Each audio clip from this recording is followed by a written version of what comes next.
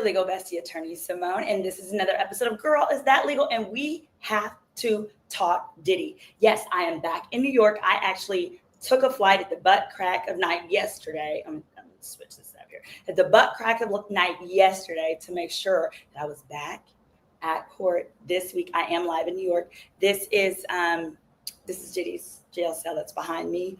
I am back at my apartment in Harlem, and it looks like the cutest little trap you'll ever see. So that's why I put up this little backdrop, cutest little trap.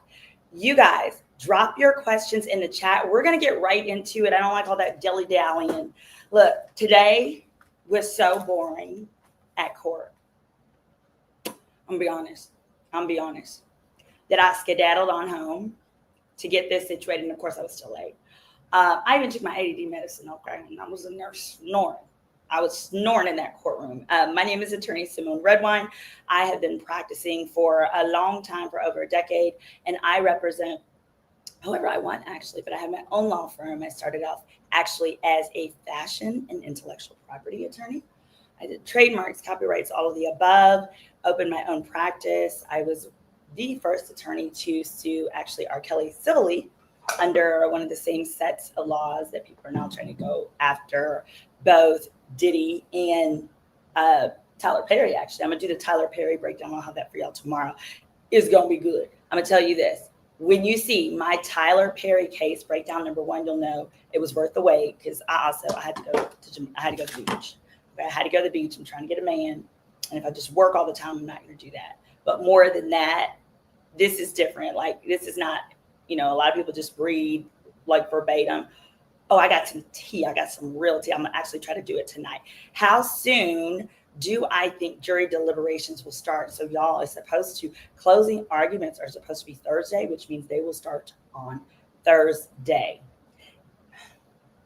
And all of this is very, very strategic. Some people are like, what does she know? Let me tell you, I've ran the gamut throughout my career. I love personal injury, serious injury. If you were hurt or seriously injured in an Uber, 18-wheeler, love all that. Okay, that's me all day.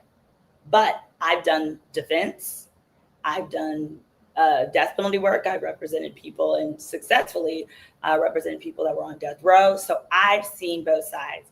And what I can say is this: when you're coming up on a holiday weekend like they're doing here, when you're coming up on a holiday weekend, you do not want a jury that's already been dealing with this foolishness as many weeks as they have to feel like, oh gosh, here they have to give up another holiday. Because you know what's going to happen? They're going to move real fast, quick, in a hurry, okay? They're not going to take the same amount of time. So I can actually see why it was kind of smart. It could be kind of smart of the defense to say, all right, we're going to rest. So here's what happened, y'all. So from the beginning, this was expected to be an 8-week trial. And if you put those, thank you so much for that super chat, Al, I really appreciate that. Here's the thing: it was supposed to be an 8-week trial. It was supposed to be, it was the first 6. The first 6 were supposed to be the defense. The prosecution. The last 2 were going to be Diddy. As it continued, the state was like, they started cutting witnesses.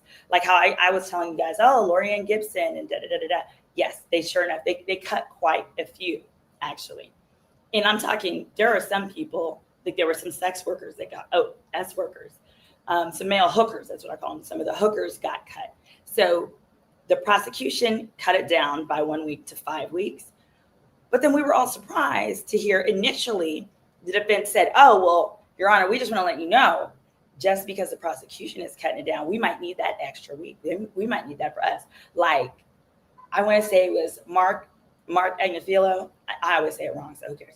I think he was saying it first, and maybe it was just posturing, right? But he got in and he was like, we might need that time. I was like, ooh, y'all, this is going to be juicy. And then fast forward last week, they said that they may only have 5 witnesses to call. And I thought, okay, that's a big difference. I was like, but we don't know who these 5 are. Perhaps that could go over 2 weeks. They were like, no, we'll probably just need like a week to a week and a half. And then today in court, they dropped the bombshell. We gonna get to this, Miss Lady Betty. Y'all do your best to put Sorry, do your best to put your questions in the chat. I'm gonna try to star them and come back to them. So I don't want you to feel like I'm ignoring you. It's just there's only so much Adderall I can take in a day. Okay, love you guys. In my okay, I see a few questions. I'm gonna get those. So the point is this: the question is, how did we go from needing 3 weeks to 2 weeks to 5 witnesses for the defense to none? They're going to put in what they call they're just going to put in some additional evidence. And I think it could be that they just feel like, number one, the government just has, the government has a weak case. That could be their sentiment, that they simply feel like, hey, they haven't met their burden. If you're ever a defendant and you feel like the government hasn't met their burden, what you absolutely don't do is pull a Tory Lanez. This is what I mean when I say pull a Tory Lanez. Some people are not gonna like it. Stay with the facts. Get out your emotions. Hold on. Got to get my Astroglide because I'm about to shake it. Over here in the channel, we shake our Astroglide when a bombshell happens because I don't have noises. Hold on. Which is when I say pull a Tory Lanez, I watched every day of that trial, or I followed every day of that trial. Tory was winning. Tory was winning from the perspective of I'm not saying he didn't do it. What I'm saying is the evidence was going to be persuasive to a jury to find reasonable doubt.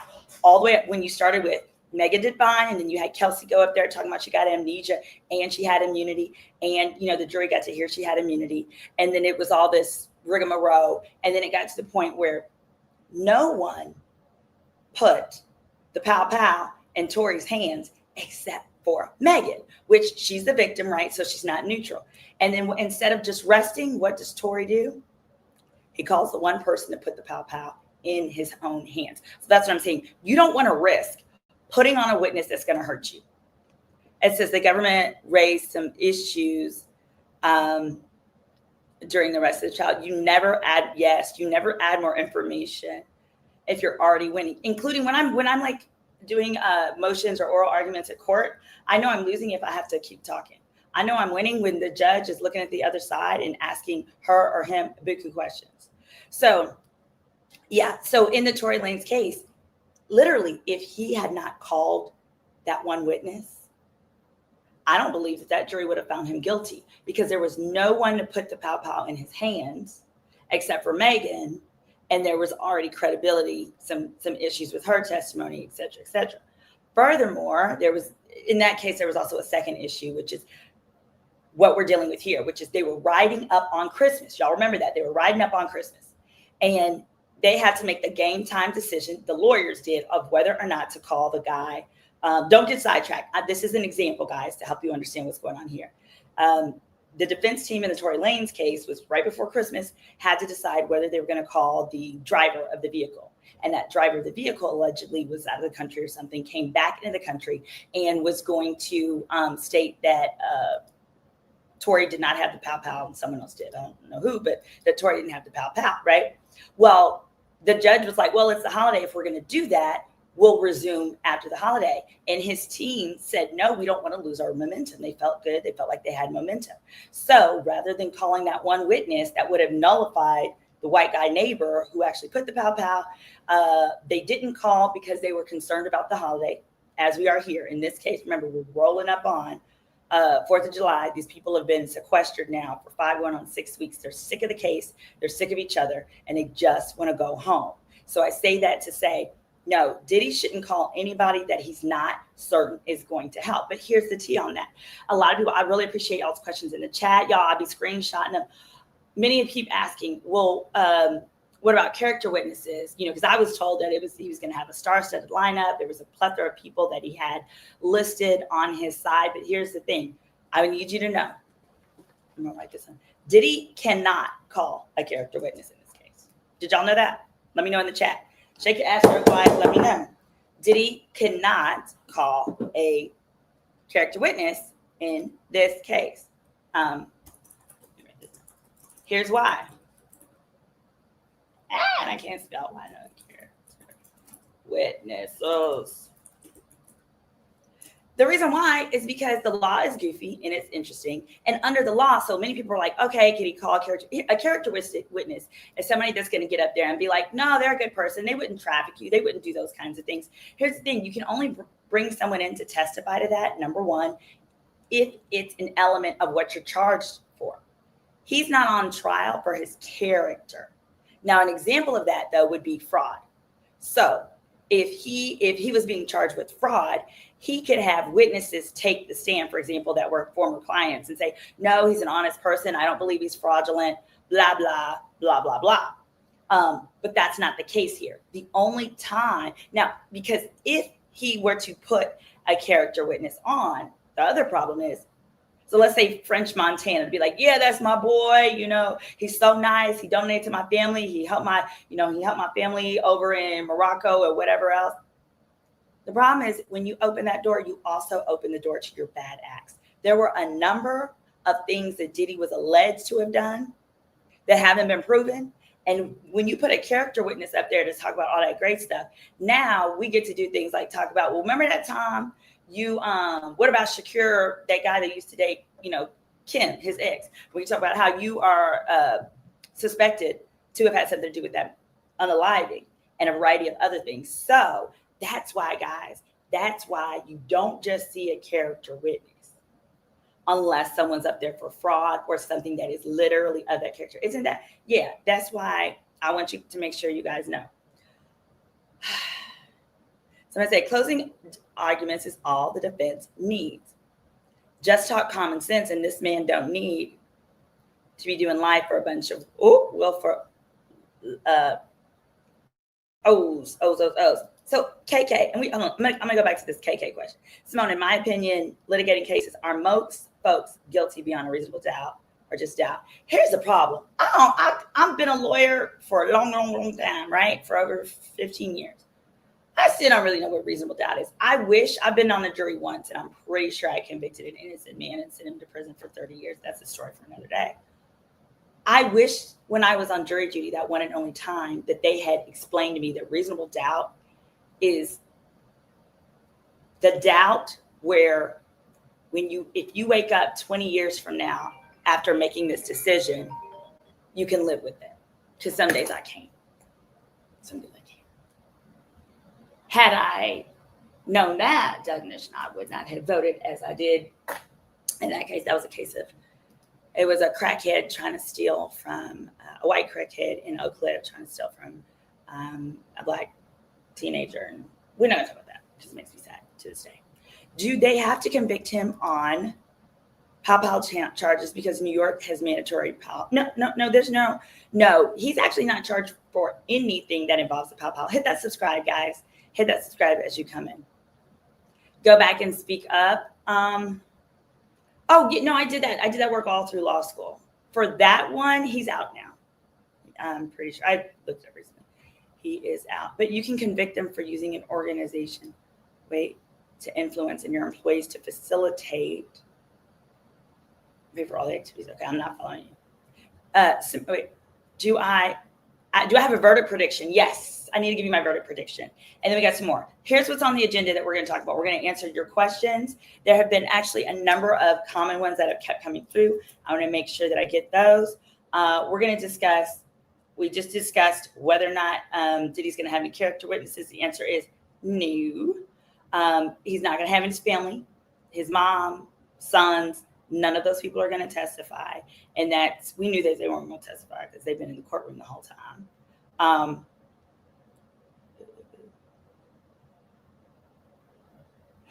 And I was also asked, I want to talk about all this crap under seal. So we're going to talk about under seal. We're going to talk about KK. We're going to talk about D-Rock.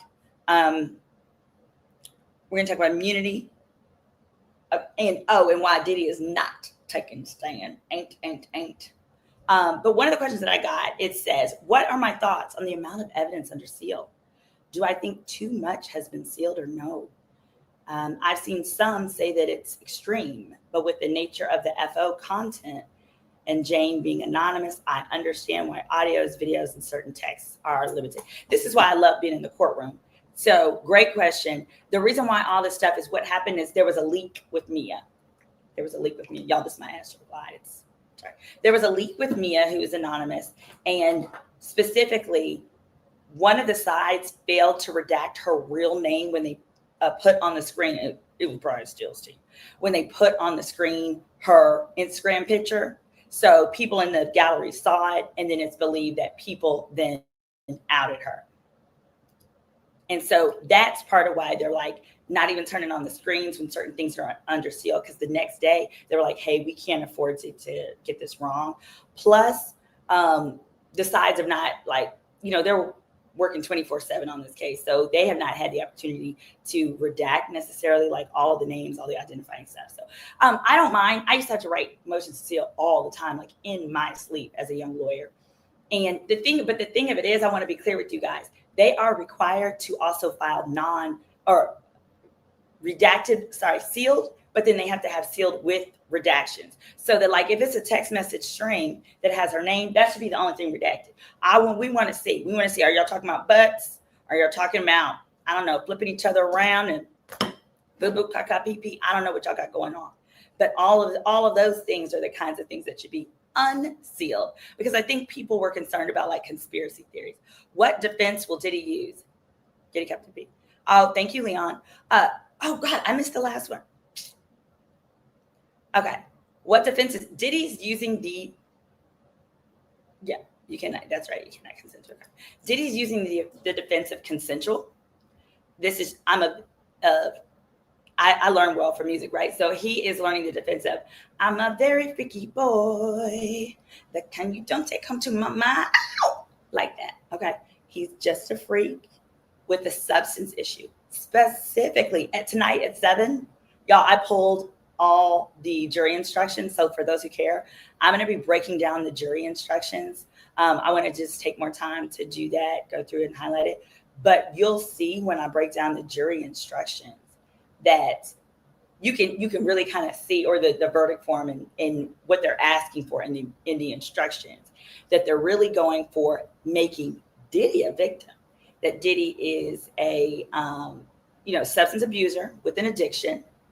They never, well, because they really haven't talked about him, they haven't specifically said S addiction, but I'm sure that they would say it's along those lines too. He got all that Cialis. He's got the Cialis and all that going on too. But they're using Diddy as a victim. These were consensual. These were girlfriends. And that the girlfriends liked these FOs. So today, what was taking so gosh darn long is, like, in the cross, Teeny Garagos, the defense attorney, wanted to include there was excerpt chains of Jane flirting with one of the hookers, asking for him to link up with her. Now, that's the testimony I was curious to hear. I wanted to hear one of them hookers get on the stand and talk about how he met up with Jane and they used to get together on the side. That would have been helpful. Yes, Justice says. That was his choice. And so that's part of the argument that they're going through regarding the jury instructions. I'm going to break down tonight. No, my live stream didn't end. It's right here. Victim of what, right? Yeah, so the bombshell today, people are like, what was that bombshell? The bombshell today is that Diddy's not going to call a single witness, not one. So let me give you an example of some of the witnesses that Diddy was going to call. And these are critical. The witnesses included Vasta. So we kept hearing about Vasta. Vasta was the head of HR. Here's why I think they didn't want to put her behind on the stand. So initially, I think they were going to call Vasta. Again, she's a Black lady who was the head of HR. I think they wanted her to take the stand to basically try to say, no, Rico here. The expenses, the receipts that we saw that were like bad boy, this, that, and the third, she was going to be on the stand to testify in some type of way, explain away, I guess, why it was that Diddy is paying for hookers on his corporate Amex card. She was going to have to address, at least on cross-examination, also a variety of allegations about the treatment of employees. So ultimately, I think they wanted the head of HR to take the stand to say, this isn't Rico, to separate out personal expenses versus personal trips versus work, that, yeah, he had girlfriends, blah, blah, blah, blah, blah, right? That kind of thing. Here's the problem. That lady's hands are dirty. That woman, Vasta, is the same one when the girl Mia took the stand and talked about that she knew Diddy, like if you reported him, he would try to twist your words, and that she knew employees who reported certain things that they had seen and then got fired. Well, I believe Capricorn Clark mentioned that it was Vasta that she told Harvey Pierre and Vasta, or Harvey told Vasta when Diddy had her at Pow Pow Point and took her to Kid Cudi's house. Vasta don't want to get on that stand. She's going to have to get cross-examined about that story. And if you lie on this, obviously, if you lie on the stand, that's perjury, but it is also a felony and crime to lie to a federal investigator. In addition, Vasta was the one, Mia told the story of, she got into it with some girl, and that was also working there. And the girl saw Diddy whoop up on Cassie really, really bad. So she told HR, and Vasta fired that girl. Didn't do nothing to Diddy, of course. Let Diddy keep on whooping on her. So I say that as one example of, I think the problem that Diddy is having, why he can't seem to call no witnesses, is because you don't get to just call your witness. Your witness is going to be cross-examined. And if they boo-boo stinks, if they caca pee-pee doo-doo stinks, like it sounds like these people are stinking, do you really want them up there? Because they could do more harm than good. And remember, you as a defendant, you don't have to call a single person. Yeah, I think that Jane did. Jane, yeah. Here we go. Yes, so the bomb is that Diddy isn't called a single witness. That was crazy. He went from going from 3 weeks of presenting his case to nothing. Any potential state charges if Diddy is pardoned. So that's really good. So here's what's interesting. State charges. Thank you so much for that super chat, Ace of Spades. Y'all, go ahead, give me some super chats if you like. That way I can make sure I answer your question. Because the way my vision and ADD are going, it's a lot going on. Again, I was at court earlier today. I had to run out of there because I was sick of hearing these same 5011 text messages be reread and discussions about body parts and nastiness. So I was in court earlier this morning and I'm breaking down the bombshell that the defense is resting. They're not calling anyone. And we're going to talk about exactly why. Because remember, what the defense is doing here is not just impacting this criminal case. Yeah, this is important. But Diddy has a bunch of civil cases, and so does KK. KK is his chief of staff. And I know that lady is terrified because if Diddy goes to jail, who's she going to work for? Where's she going to go to post office? Dang, I ain't her. I got a whole bunch of family working at the post office. They be done try to jump her. Are me and Jesse Boo still doing the background checks on Wednesdays? We are. We can't do it on Wednesdays. She is working on a film. Hit that subscribe as you're coming in. She's working on a film. So we got to wait. I said, oh yeah, Jane definitely caused a lot of damage. Yeah. Do I think Diddy's going to take the stand? Now, he's one person that could. Here's why Diddy won't take the stand. Now, I think he would love to.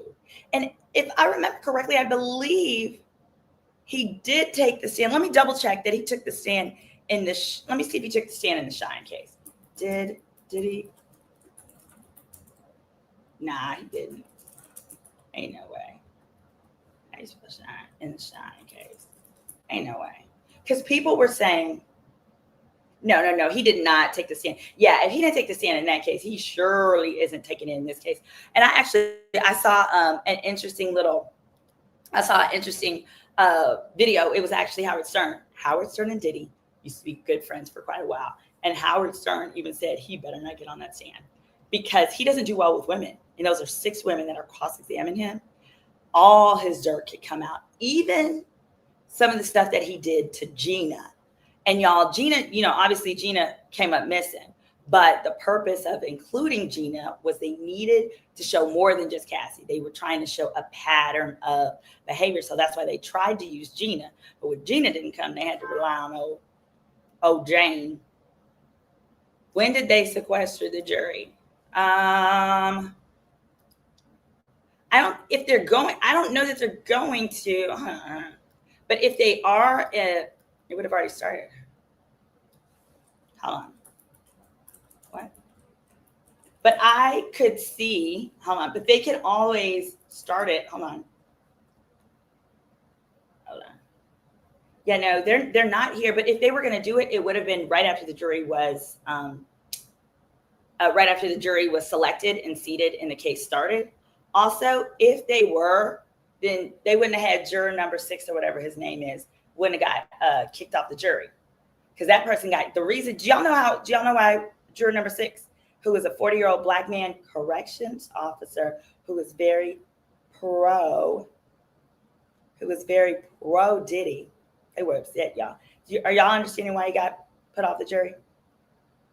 Yeah, the jury's not sequestered. No, so number 6, the defense tried to claim that he was kicked off as part of like racism and blah, blah, blah. Y'all, we are breaking down what's going on with the defense, what to expect, and why. Because I can't believe he's not calling a single person. But juror number 6 was a 41-year-old black guy. He was in there wearing his hoodie every day. He definitely grew up on Diddy. He definitely sat there and had looks on his face like, this is unreal, you know? And one of the ways you kind of know is when men don't really take notes. But of course, you can look at arms folded, kind of moving around in your chair, looking down, especially with guys playing with their hands, where they're kind of over it. And that particular guy was very pro Diddy. Someone's like, why are you calling pro Diddy and not pro facts?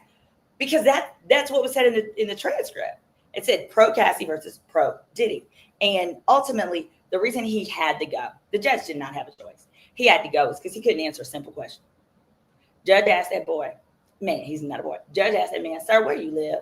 And he told 11 different things. So it all started with juror number 6, simply because he came in for the weekend. And as they were like going into the jury room, you talk about what you do over the weekend or whatever. He said something like, oh yeah, I moved out to Jersey. One of the court clerks heard him say he lived in Jersey. And so then they asked him some questions in the morning, like the judge. It was just the judge.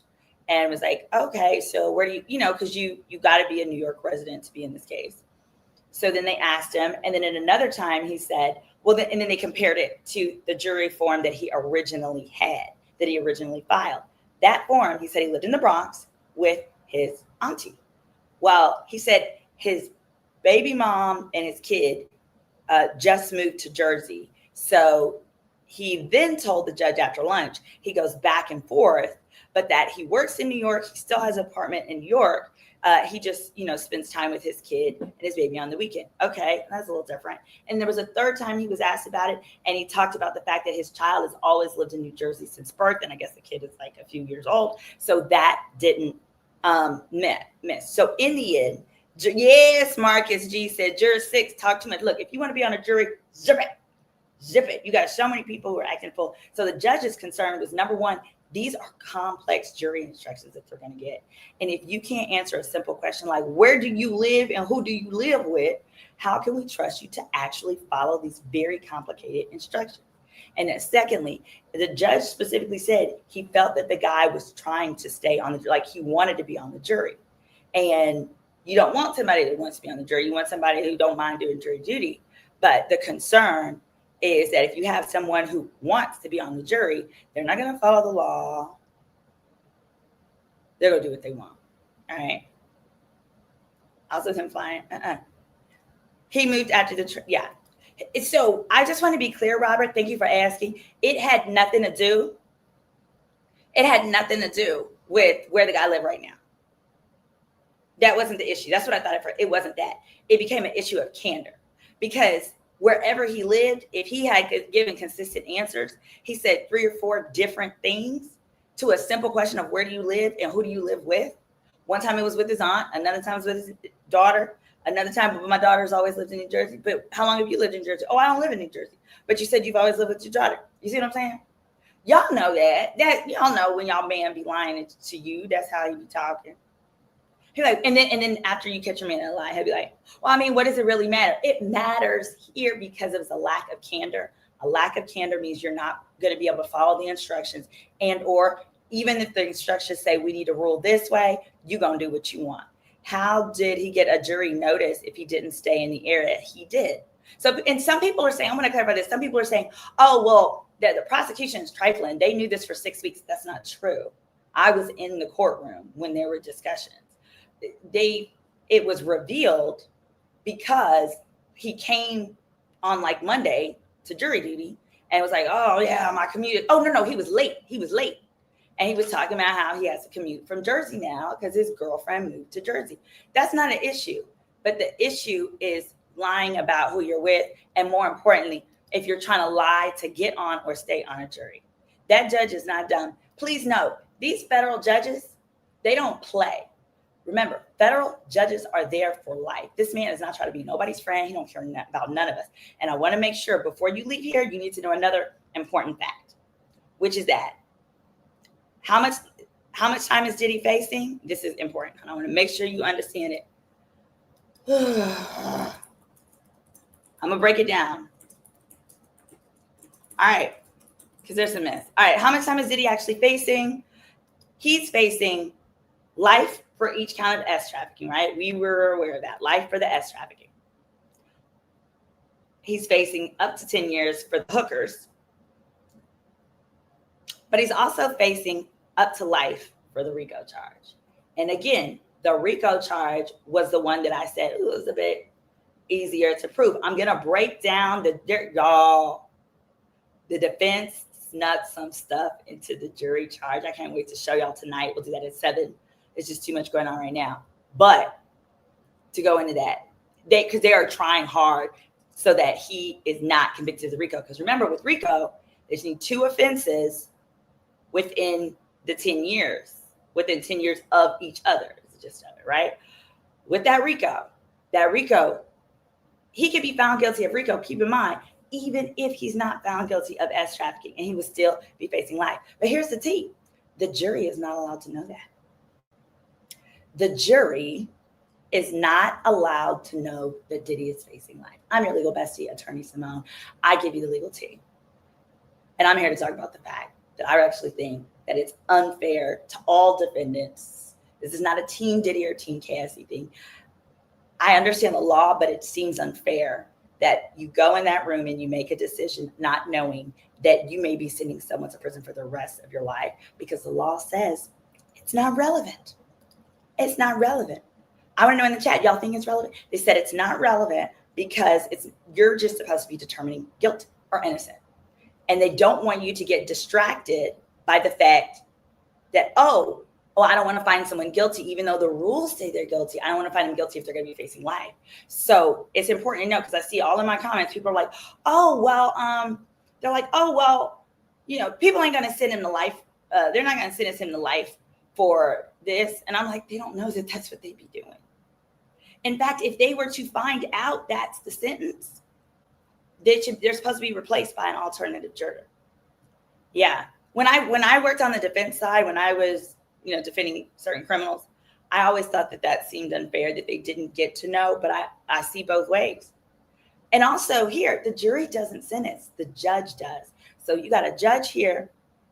The judge is going to determine the amount of time, and you got a judge with a lifetime appointment. He ain't trying to be nobody's friend. Now, I am curious how he's going to think of the whole pardon aspect. Like, is he going to give a harder sentence or a more lenient sentence? Thinking, okay, maybe if I give a more lenient sentence, he's less likely to get pardoned, or give him a more severe sentence, thinking, he can get pardoned any day now. I just really think, hit that like, guys, hit that like as you come on in. But I don't think this judge is thinking about that one way or the other. It says the defense has raised enough reasonable doubt. Too many lies on the stand. Dwayne, what doubt is there for the hookers? I think the hookers are going to get him. The hookers are going to get Diddy. Got my gavel. Oh, sorry, I need to get a green seat. I think the hookers are going to get Diddy. By that, I mean he's facing up to 10 years. And the transportation for prostitution, the counts are actually the male hookers and Jane and Cassie. Initially, I thought it was just male hookers. No, male hookers, Jane and Cassie. So if they feel that any of those were prostitutes, that Cassie was ever a prostitute, Jane was ever a prostitute, or any of those dudes, they have to find him guilty of that. And that not only is it a standalone charge, it is also one of the RICO. So in other words, he could be found not guilty of RICO and not guilty of S trafficking and still be found guilty of the hookers. Oh yeah, feel free to hit that like button, guys. Yeah, I want to make sure I don't. Ace of Spades. Yeah. So potential state charges. I'm sorry, going back to that, I started to answer this. So for the state charges, really, it would only be stuff pertaining to like substance distribution.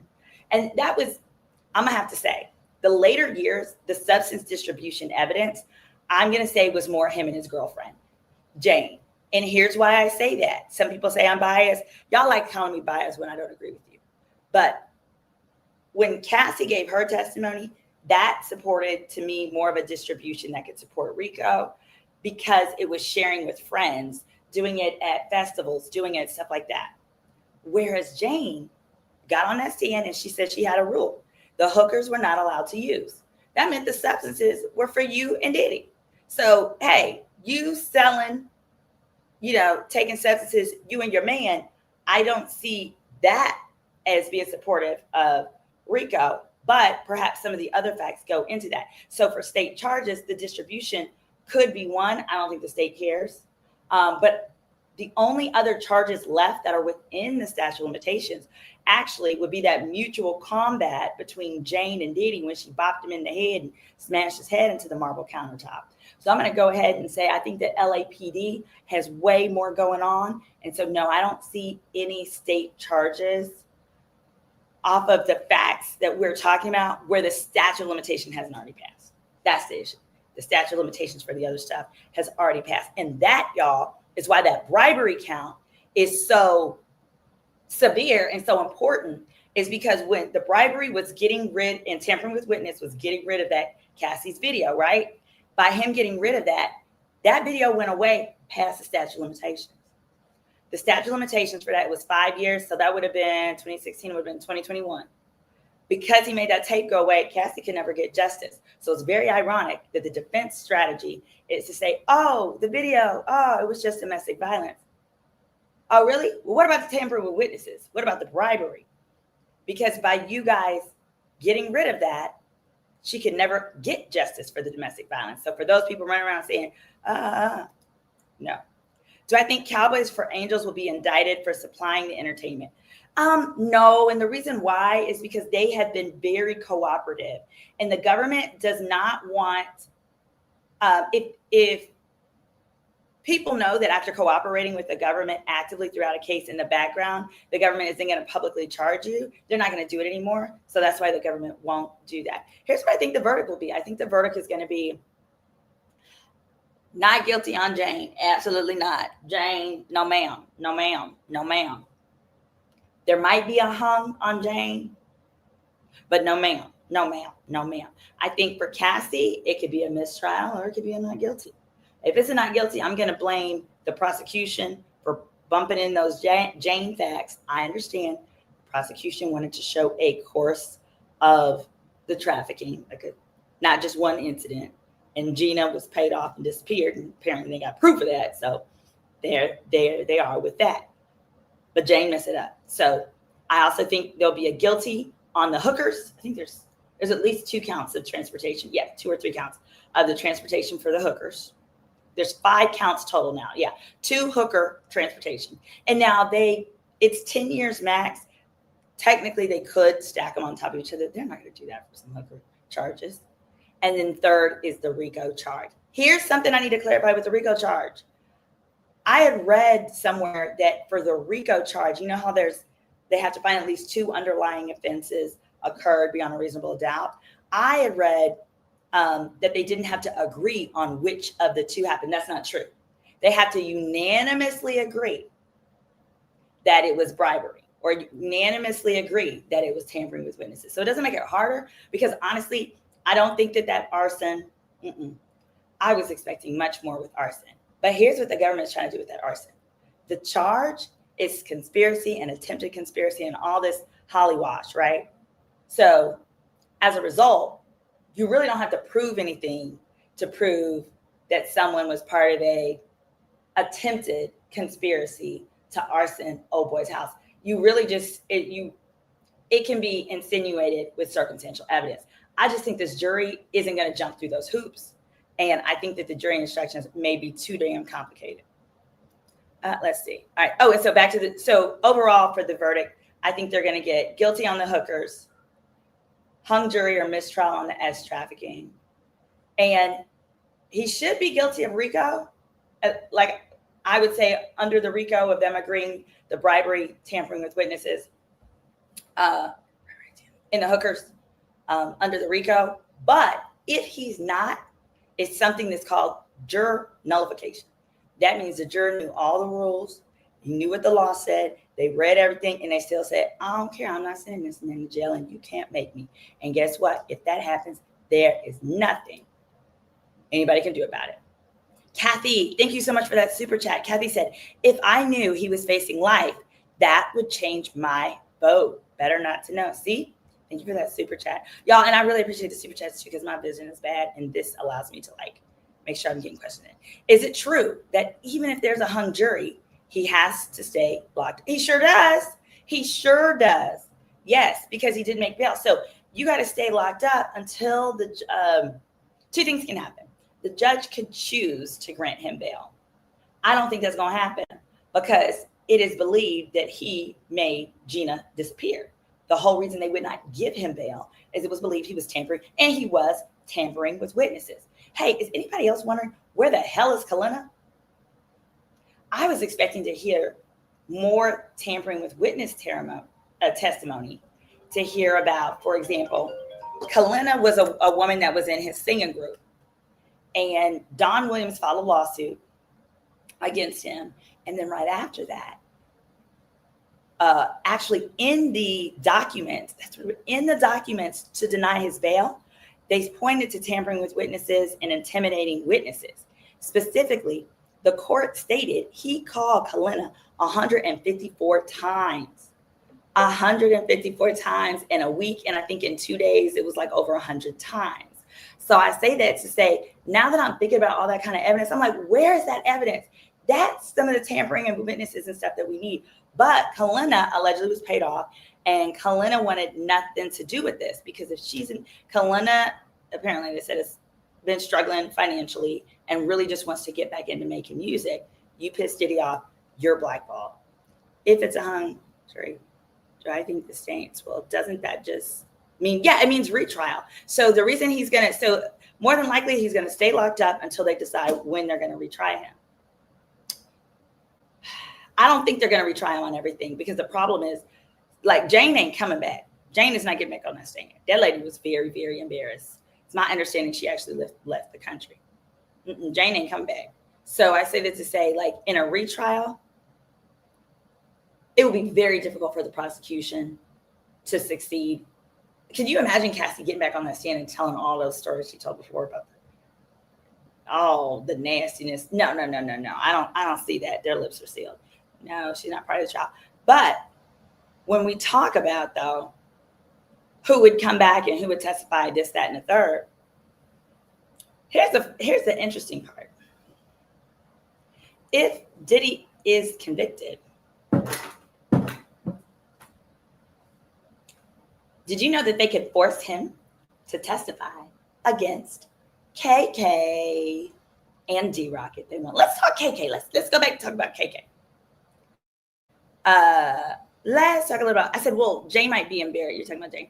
Jane, I don't know about Jane being embarrassed, but there was a lot of freaky stuff, and Jane's got a kid that could hear. But anyway, talking about KK, the irony of this all is I think we were all expecting KK to take the stand, right? In some component. We were like, okay, well, KK is either, is she gonna take the stand for Diddy, or is she gonna take the stand for the prosecution under complete immunity? Nope. Here's the thing, I thought about it. She can't. She can't. As a co-conspirator defendant who also has civil charges pending, if she takes the stand in Diddy's case, she waives whatever she talks about, she waives the right to plead the fifth to that, right? In the event that she's tried next, which is completely likely. So if she gets on the stand with Diddy and she talks about whatever, they can cross-examine her and so forth, and then take all that testimony and use it against her both to charge her criminally. And don't let her get up there the line. Charge her criminally as a co-conspirator, but also for perjury And the victims that are pending in her civil suits, they're going to take that testimony, draft a motion, send it to the judge, and they would be able to get a civil verdict. I agree. I don't think somebody said nobody is taking KK to trial. Well, on the prosecution side, they kind of can't, right? Because the golden rule is you don't ever put somebody on the stand unless you know what they're going to say. You don't ever ask a question you don't know the answer to. See, it's my understanding, based on the facts, KK never sat down with the feds. Think about it. KK is a co-conspirator. You think Diddy sat down with the feds and said, oh, let me tell you about what really happened? No, and no lawyer would allow him to. So because KK never sat down, arguably it could be seen as she didn't cooperate with them, right? Because she didn't sit down and tell them the story. All these people that testified, Mia met with the prosecution 27 times before her testimony. They do that so that it allows the prosecution to both streamline what questions they're going to ask you, predict your answers, and see how they want to use you in the strategy. Because she wouldn't come and answer no questions. They don't want that lady. People have asked, so couldn't they subpoena her? They could. You don't want somebody to go up there. You don't know what they're going to say. Hell no. And then more importantly, they checkmated that butt. More than likely with KK is his chief of staff of over years. They wanted, of course they wanted KK to participate and help the government. Of course they probably wanted that. But when they didn't, you know what they said? I got some for that. The government said, I got some for that, but you're not going to help us? Well, I'm going to make darn sure you can't hurt us. In other words, they listed her as a co-conspirator, which then means Diddy can't call her either. So in other words, you're not going to come and help us. I'm going to make sure you don't hurt us because you can't testify for Diddy. Somebody said KK can testify. It would be another failed witness. Right. They don't need any more failures. That's why that Rule 29 got filed. What was the Rule 29? The Rule 29 was, the co-conspirator. Let me see. Which one is Rule 29? No, Rule 29 is a motion for judgment of acquittal. I don't know if you're talking about something else. But no, KK, like I was ready. I wanted to hear all the things that KK was going to say. Stipulation about discovery. But she was listed as a co-conspirator. They referred to her as that, and they were able to actually get certain. You're probably talking about the fact that they were able to get certain evidence in based on KK being part of the text message string. So generally, you can't get a text exchange into evidence. It's hearsay unless one of the people on that string is taking the stand and discussing and explaining it, right? Because the defendant has the right to cross-examine his opponent. Well, there was a string, though. It had Diddy, her, and D-Rock. They were able to get it in because she is a co-defendant. What are they going to do to a convicted man? I don't know. But here's the thing. If Diddy, so KK is really gambling here. Because like I said, the feds told her, okay, you're not going to testify for us. Same thing with D-Rock. You're not going to testify for us? Cool. Well, you cannot testify. You cannot help his side. And Diddy's side would have loved to call her. Here's why. Because they want to put the blame on her. Act like, well, she's the mastermind. Well, I don't know what she did. I just told her to go to the store and, and get me some baby oil and get me some Astro Lube. She was over here, coordinating drugs and coordinating everything. They want to put it all on her. It actually could have been very helpful to call her to the stand because it creates this mystery of like, well, wait a minute. She seems like she's really running the show here. But again, it could also be strategy to say, no, don't call her. It could create it. She's the silent co-conspirator, right? And people all over the internet have been like, well, where's the other co-conspirators? Well, the prosecution has referred to her this whole time as a silent co-conspirator. So it kind of raises that line of questioning. But if Diddy is found guilty, after his appeals are done, they actually can force him to testify against KK. Because once you've been convicted and your appeals are over, you don't have a right to plead the fifth. You plead the fifth to not go to jail. So literally, if they wanted to charge KK, they could do it 2 years from now, whatever, appeals are over. They could charge KK, have Diddy take the stand, testify against her, and say that she was his co-conspirator. He wouldn't even have a choice because They wouldn't even give an immunity because you can't give someone immunity who doesn't have the fifth, who can't plead the fifth. He can't plead the fifth because he would have already been convicted. Is he considered, if he's not guilty, will he have to deal with the civil suits? Yeah, he will. Remember, O.J. Simpson was found not guilty, but was found guilty of all the civil stuff. So I wouldn't be surprised if he is excited and found not guilty, but then got to do all that civil stuff. Y'all better line up. And here's the thing: if he's found guilty, all the victims need to line up, and you need to put in a claim, because the feds are going to start taking his stuff, auctioning it, and y'all just got to make sure that before they auction it and give it to the Salvation Army or the Police Association's bureau for a Christmas party, that money is properly put to the side for victims. Federal and state courts are two different things. Yes, they are. Oh, let me see. We got a super chat. Was KK ever arrested? Can someone be charged for a crime without being? Oh, yeah. Without being arrested. Yes. It's called a sealed indictment. We talked about that on here. We talked about that a few times. It was, yeah. Let me see. Here we go. Yeah, like if you look here, if you look right here, it says, look, that's the first page of the lawsuit against Diddy, and it's small there, but you can see Diddy's listed as sealed defendant 1. KK is likely sealed defendant 2 or 3. And so it stays sealed until she's arrested. Thank you so much for that super chat, Desiree. So her indictment is going to stay sealed until she gets arrested. Diddy's was sealed, and then when he got arrested, they unsealed it. They have it this way because they want to put that, the government wants to put that heat on her because they were hoping she would cooperate. The way you keep that heat is you keep it sealed. Her lawyers know that she's been indicted or whatever else is going on, if that's the case. Will jury go to deliberate? If he beats this, Kid Cudi better leave town. That is so true. If the criminal stuff was so flimsy, imagine the civil stuff. All right, I just want to say, y'all, I was on pins and needles listening to Tony Busby talking about all the kids that were supposed to be involved. And, you know, we got, 3,000 calls, but was investigating 300 and took 125, all this. There have been no allegations of kids. And I guarantee you, kids would have been the first people the feds would have tried to protect and add to the indictment. This is all that's there. I expected it to be so much more sexier, y'all. Did you? I expected there to be, I mean, this stuff is bad, but like I expected it to be so much sexier when you had Homeland Security and then the rumors of drugging and all that stuff. Will Cassie's lawsuit be affected if the RICO charges stick? No. Hey, Annie Marie, like in what way were you thinking it might be? I'm so sorry, Blush. I'm so sorry you missed me. I hate when I miss it. Yes, but no, I'm not. No, Cassie got her money, and she's got 30 million, 20 from Diddy's insurance policies, not Diddy's insurance policies, and 10 from the hotel.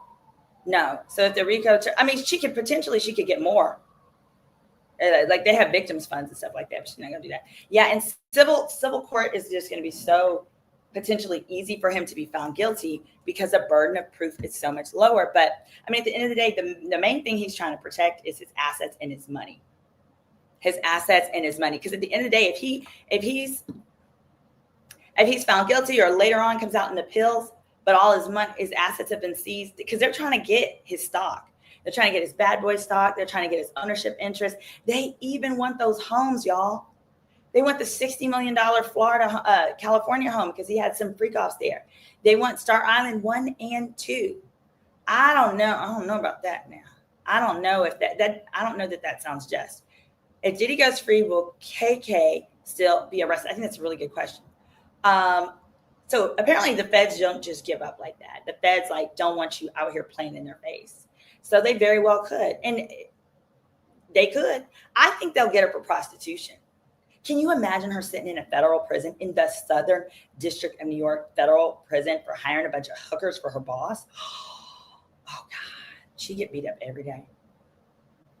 she would get beat up every day. It just goes to show, hit that like, y'all, and hit the subscribe, share this with your church members or whatever. It just goes to show how people will run with stories, not knowing if it's true or not. Yeah, and I think, I'll say this. At the beginning of this case, I was giving it time. I was like, okay, tell me about how the baby oil has substances in it. Tell me about how, I thought they were going to say they took Ciroc bottles and put substances in there and then gave it to girls to drink. And in turn, girls were wilding out, like Darren Sharper used to do. There was a gorgeous football player used to do that, Darren Sharper. But we haven't got any of that. And at this point, I'm beginning to think maybe because it probably didn't happen. There have been enough civil suits. And I think now we're starting to see like, which suits seem more valid than others, that I don't think that was an element of what he did. Is there any such thing as homestead? Yeah. His Florida property. So what he did was he paid off his Florida property that's worth $50 million because he's got homestead protection. So even though he's paid off that $50 million house, his victims can't get a dime. That's why O.J. Simpson moved to Florida to prevent from paying Nicole Brown's family their civil judgment of millions. He paid them hardly anything. When he died, though, his estate did have to go to satisfy that judgment. But then Diddy has two properties. He's got $50 million in Florida, and he's got 60 in California. And that California one will be done. Exactly. That's been alleged multiple times. Do I think Diddy will get life? No, I do not. Yeah, the reason I don't think he'll get life is because I don't think that he's going. I think if he might get convicted of RICO, but I also think like the judge is very, very smart. The judge was a prior civil attorney. I think the judge sees the facts in the case for what it is, which is this guy has been an a-hole for a number of years. He has done stuff to people, gotten away with it because he was rich and powerful. And this is an attempt at the government to make him finally pay, so to speak.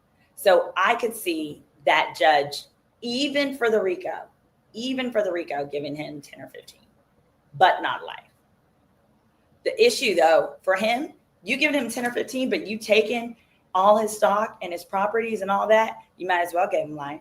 And taking from the children, because remember, the problem with the kids' trust fund is that where did the money come from? The money came from Bad Boy, which it did. That's the problem. They even gonna take Miss Janet's house, y'all.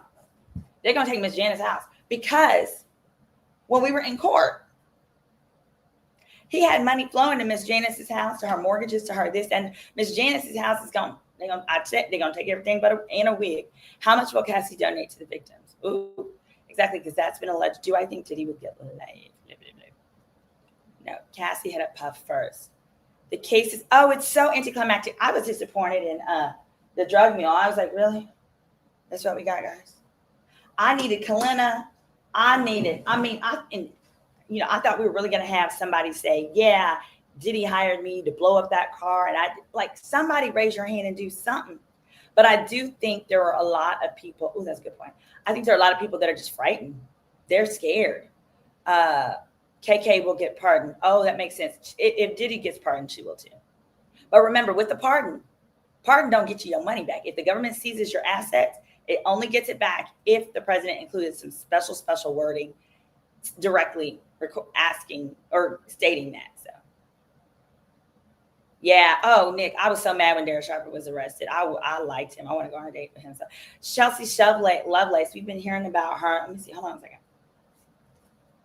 She is, I don't know much about her, but I know she's one of the other girlfriends. But hold on. There was an important thing I want to make sure I got to.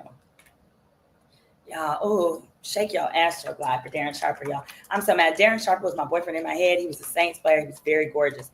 That man ended up doing what we thought Diddy was doing, which he would spike girls' drinks and stuff like that. And he liked to be intimate with them, comatose. And then he ended up going to prison in 2 different states. He got sentenced. Literally, right after he got charged with that, one of my homegirls was like, "Hey, girl, you want to go to All-Star Weekend with me? My homeboy, he lives in New Orleans and he's got a condo and we can stay there." It was him. I was like, "Oh my God, no, girl." He would have took my virginity, but I would have gave it to him. Actually, that's what was so upsetting. You didn't have to do all that. That's Darren Sharper. We're not talking about that. In the end, what we discovered is it was anticlimactic because all of the juicy, saucy stuff that Tony Busby and those others claimed had happened. We're not seeing any of it. I wonder if Tony Busby, and now Tony Busby has to withdraw from all those cases. So now he's quiet. He's quiet. We don't have to worry about him. Oh, here we go. It says new federal charges. Ace of Spades asking new federal charges if he gets not guilty or pardoned. I do think there's going to be more stuff that's going to come out. I think like tampering with witness kinds of things, perhaps wire fraud. He did a really good correction. He did a very good job of not getting wrapped up in wire fraud.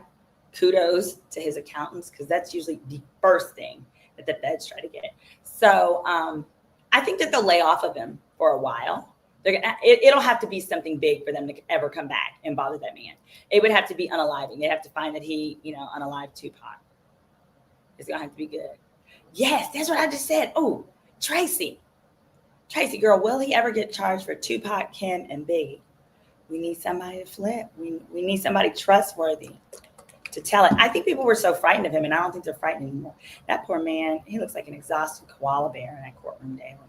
Thank you for that super chat, super sticker.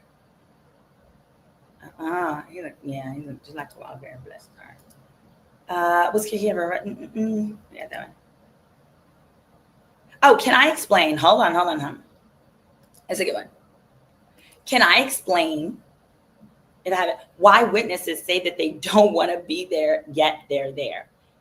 They could plead the fifth, right? No. Good. I'm your legal bestie, Attorney Symone. I break down celebrity cases and social media, and I love questions like these. Why are these witnesses there? So many of them said that here. Why are they there? Can't they just plead the fifth? And the answer is no. So what happens is in court, when I'm sitting there in trial, while the jury is out, the prosecutor will bring in the next witness and will literally sit him down with the jury out and says, it's my understanding you're intending to plead the fifth. Is that correct? And he said, yes. And she says, okay, give him the agreement. That's when they hand him the immunity agreement. When you are given an immunity agreement, it's not optional. It takes away his right to plead the fifth, because you can only plead the fifth if there's a risk you're going to be charged criminally. The immunity agreement says, hey, we're not going to charge you criminally. You just got to testify honestly. So that's why they had to give all these people immunity, is that it forced them to testify and arguably forces them to testify honestly. But the defense, rightfully so, they put on the record like, hey, aren't you testifying under immunity? And one time, Terry Garrigo says, and isn't it true that, your immunity is only if you testify truthfully, correct? And she said, yeah. And who is it that gets to determine whether or not you're telling the truth? The answer is the government, right? And she put that on the record, baby, sidebar, they were livid. And now in the jury instructions, which again, I'll talk to you guys about later. In the jury instructions, they are trying to slide in wording that basically says, yeah, if someone has immunity, they got more of an incentive to lie. So I hope that helps.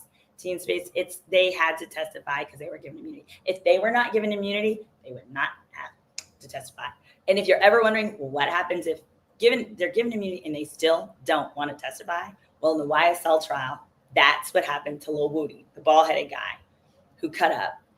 They forced him, they literally locked him up in prison over the weekend. And he said, fine, I'll just wait it out, because he literally didn't want to be a snitch or a rat. But then they had told him because it was RICO, he would have to sit in prison until the last of all co-defendants were tried in court, which could be years. So that's when he got up there, got on the stand and acted a whole fool. Is it true that even if there's we answered that one. Thank you so much. I love those kind of questions. Let me see what else I got. All right, and then I wanted to make sure. Oh, what is this? Yeah, I can definitely see the jury hanging on certain things, but what I'm not sure, I really want to know which of these jurors are alternates versus regular. So like one of the black guys is an alternate. I want to know how many black guys are on the actual jury of 12. Because if he got 4 black dudes on the jury, shoot. And these jury instructions are complicated. Any potential state charge? No, we already did that. These things are complicated. Yeah, they can use Gina even if she doesn't show up. Gina. Yeah, Gina's a hot mess. I'll do a few more. It says the two entertainers that testified said that they got paid when they did not have SEX. They are not hookers. Ooh, thanks, Dominique. That's not what I heard in court. I actually heard the exact opposite. I heard they would not get paid. They might have gotten a ticket, like, you remember this is prostitution for interstate commerce. So if they were coming out of state, like, yeah, you're going to get money for a ticket. But no, they didn't get, like, to the point where that's why the one guy wrote the book called In Search of Freezer Meat, because he had difficulty staying hard. And he said he picked that title because what's harder than freezer meat? What a way to think about his penis. They get paid with or without doing the acts. They might, yeah. I mean, the fact, whether or not you pay them isn't what makes them a hooker. I think just the fact that you called Cowboys and Angels, bought their flight, sent them out, had them arrive, that'll do it. Yep, the Punisher, that'll do it. I think the feds wasted the cases he could be charged with on this case. He has done far worse. I was on the jury today. He would go free. Hey, I understand, Tracy. I hear you. Because the problem, y'all, is that this is an instance where the media actually is working in his favor. Because we were thinking it was so bad, it was going to be so much worse. So now that we're not seeing that, it looks like, okay, the feds were really just, looking for something. It does. I'll have to say, if he had never whooped up on Cassie in that video, if that video didn't exist, I don't believe that he would be tried with this today. Absolutely not. I think that was the impetus because the DA's office of California did not like the humiliation of such a horrible offense taking place. And then, the cops came out. They didn't lock nobody up. They didn't do anything about it. I think that was these federal agencies working together to try and get some semblance of justice based on the understanding that this powerful guy for decades has been getting away with criminal stuff, and they wanted to make an example. That's what I believe is the truth. I mean, I'm one of those people, like, I can look at the facts and say, okay, I think this person did or didn't, but I also, I know how our government works. He showed aggravation and irritation when they didn't.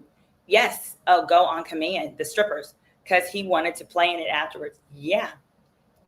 They honestly talked about him being a freak-a-leak more than the RICO. They sure did. The RICO is blurred in all of this, and it's honestly a reach in a lot of elements.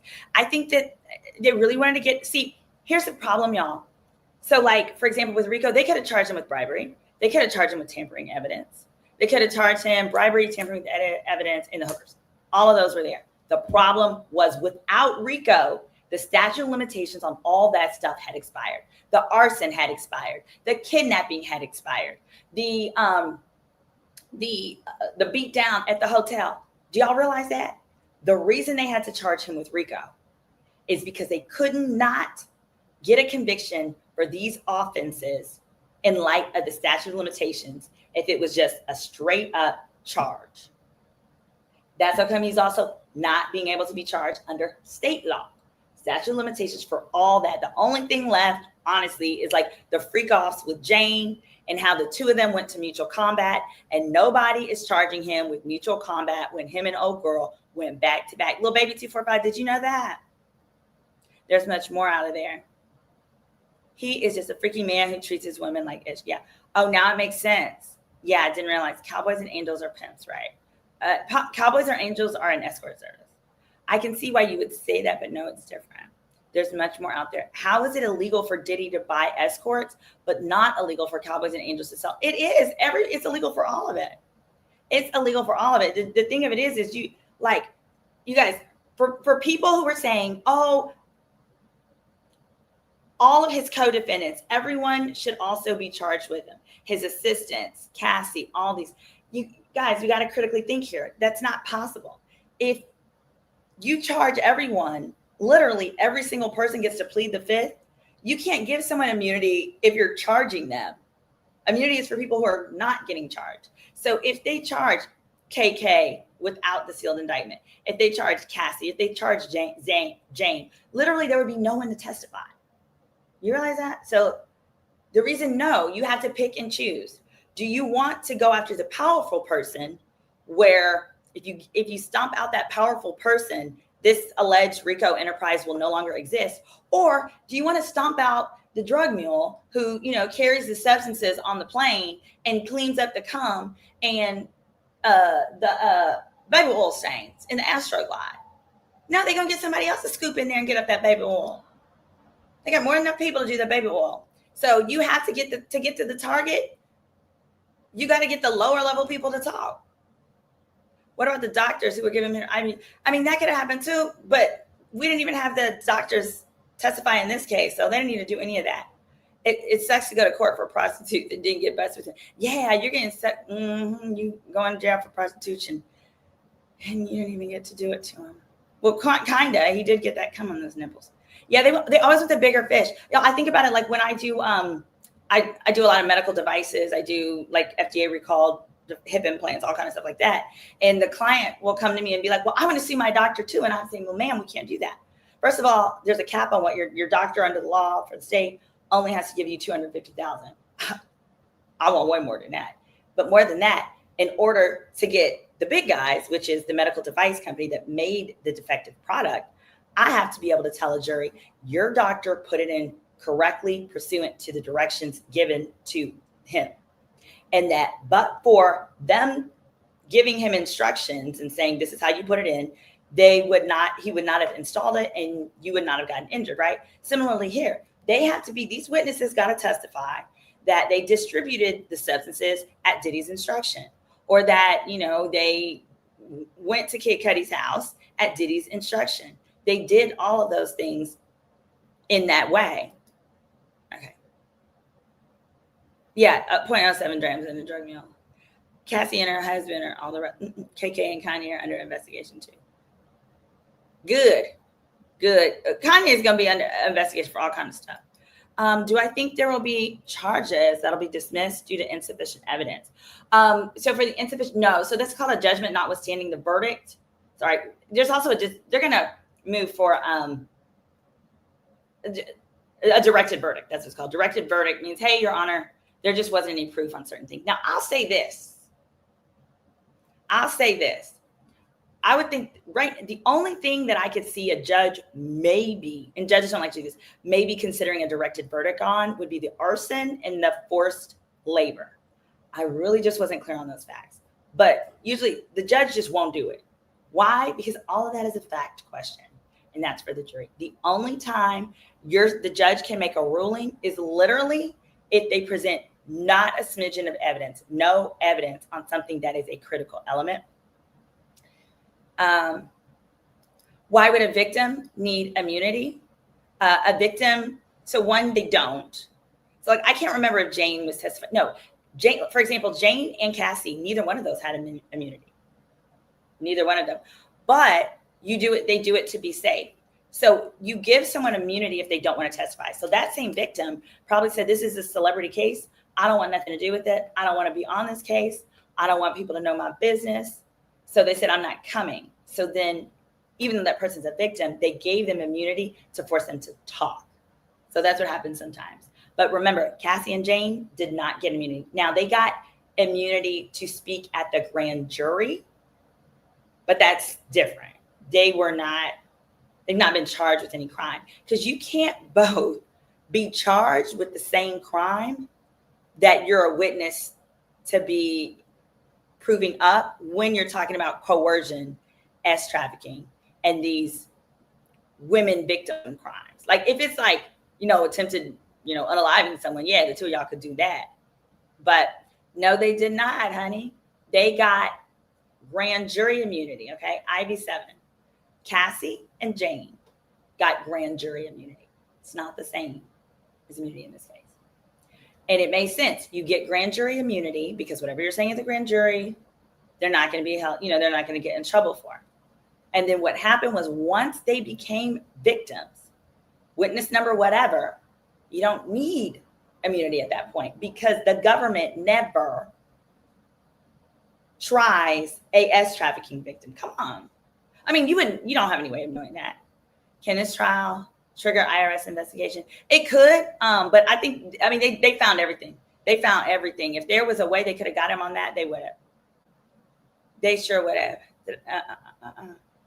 What happened in Diddy's private? I was wondering about Diddy's private. I think D-Rock is a co-conspirator. They said that in court. So D-Rock, they can't make him testify because he would be waiving his right to plead the fifth. So that's D-Rock. But you're right. They did call that private chef.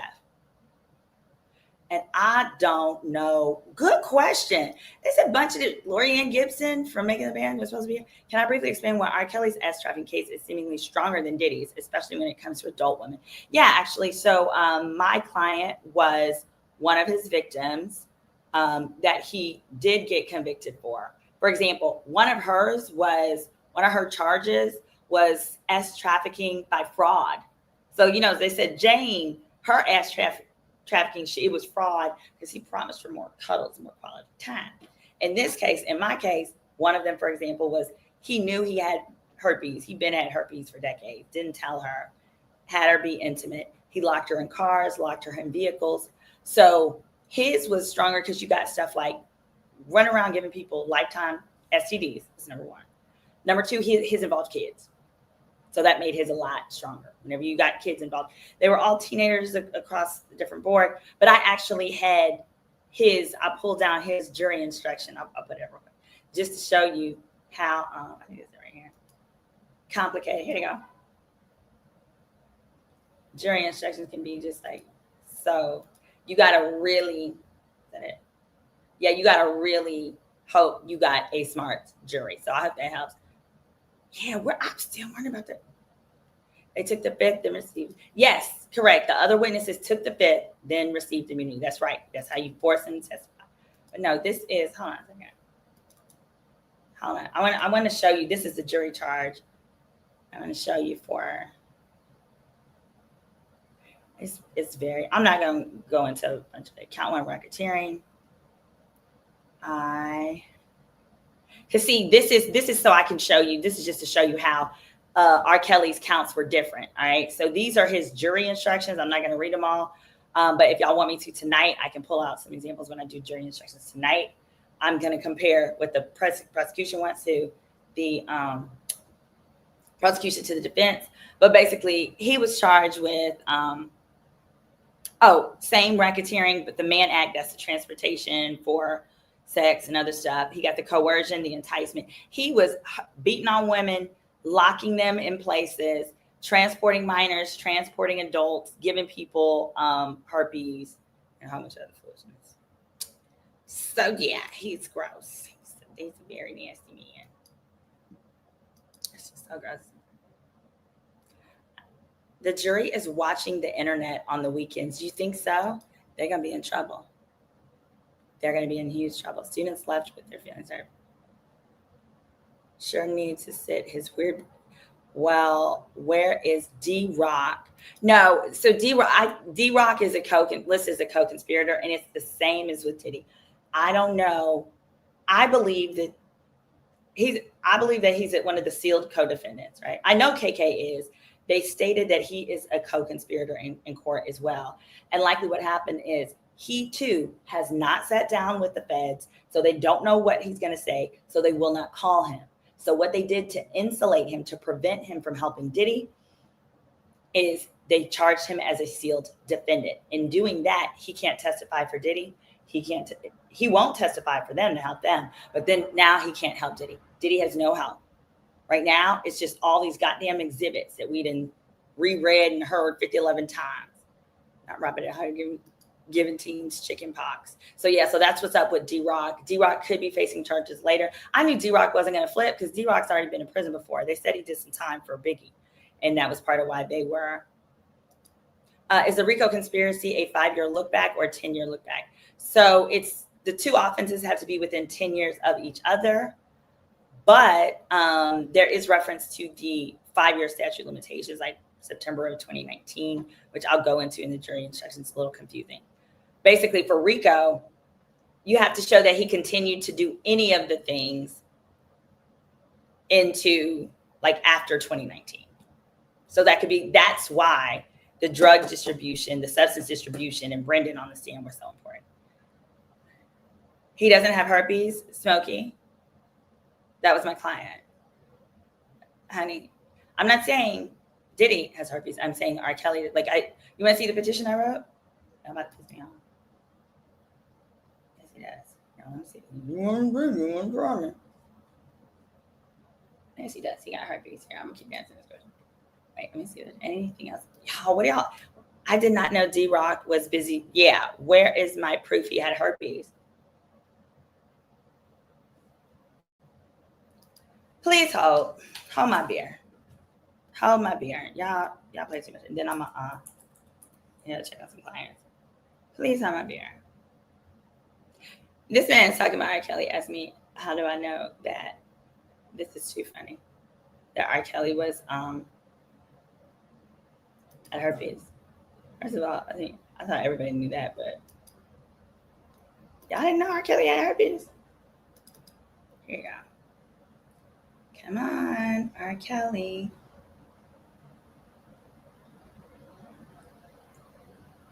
Here it is. R. Kelly definitely had herpes. All right, here we go. You're pissing me off. I will show you here. This is how we knew, oh boy, had herpes. Well, I know. Yeah. I'm going to just show you. This is just the petition that I filed against R. Kelly. Forever Ago 2018. Just simply state. Y'all see it on the screen? Yeah. It just, all right. Robert Sylvester Kelly. And page 22. This is a gender motivated act, whatever.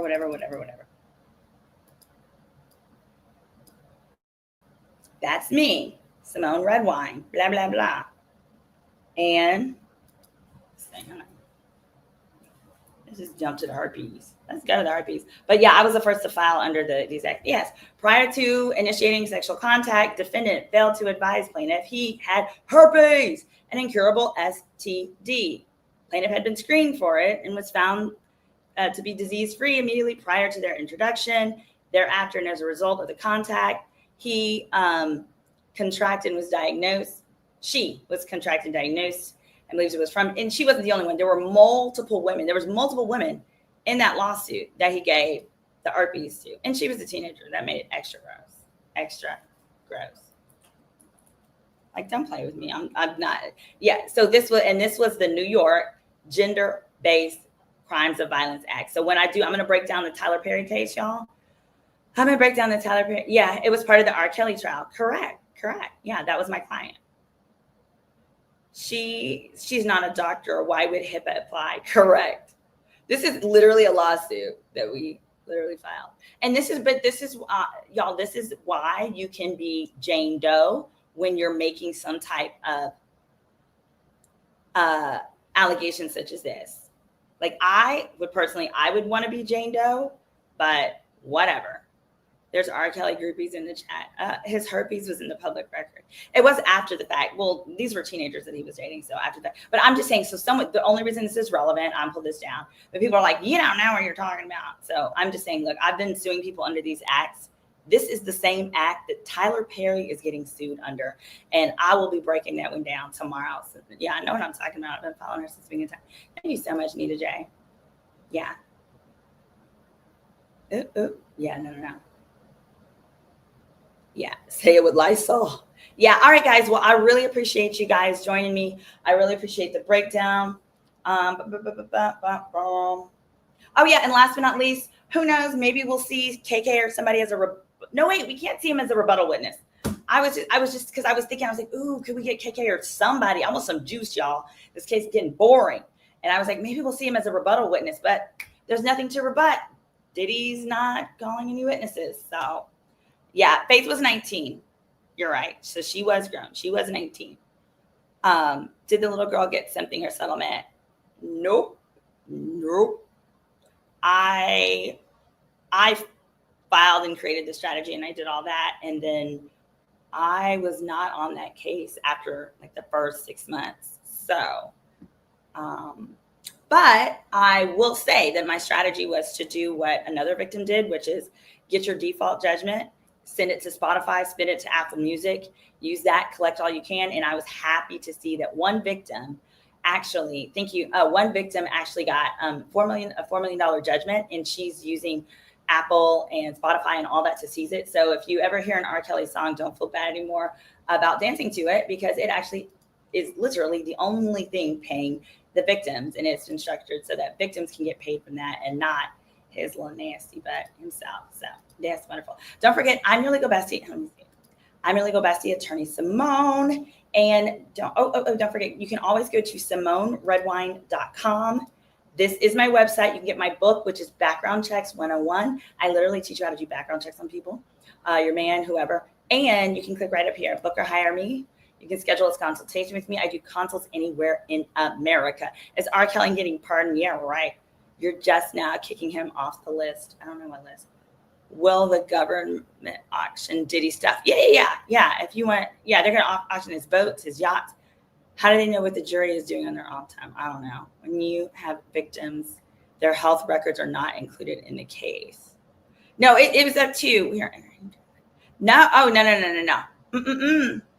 Who was claiming we are entering attorney-client privilege? James Joe's lawyer. I don't know, but I would have recommended being a Jane Doe. If you got herpes, you got anything that's for life, it's way easier for me to go in front of a jury to fight and get you money. If it's so humiliating, you don't want people to know it's you. It's like a lot more difficult if you're, what will happen to the kids financially? They're going to be poor. All right, you guys enjoy. Drop comments below. Let me know what other questions you have. I definitely wanted to get to this. And again, jury instructions later tonight, 7 p.m. Eastern. Bye.